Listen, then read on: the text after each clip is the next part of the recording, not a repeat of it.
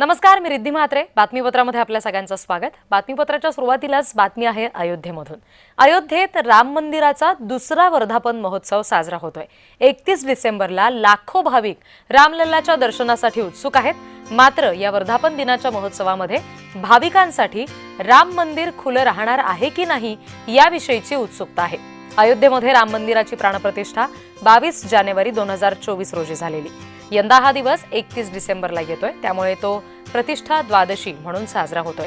राम मंदिर ट्रस्टने 28 डिसेंबर ते 2 जानेवारी 2026 पर्यंत 5 दिवसांचा उत्सव आयोजित केलाय. 28 डिसेंबर पासून सुरू होणारा हा कार्यक्रम अंगद टीला इथं होईल.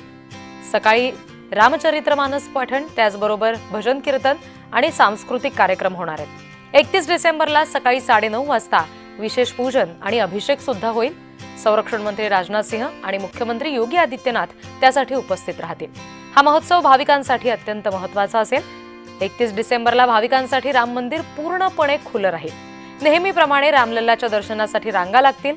मंदिर ट्रस्टने या संदर्भात सांगितलंय की भाविकांना विशेष पूजा आणि आरास पाहण्याची संधी मिळणार आहे. जे अयोध्येमध्ये येऊ शकत नाहीत त्यांच्यासाठी दूरदर्शनवर थेट प्रक्षेपण सुद्धा होणार आहे.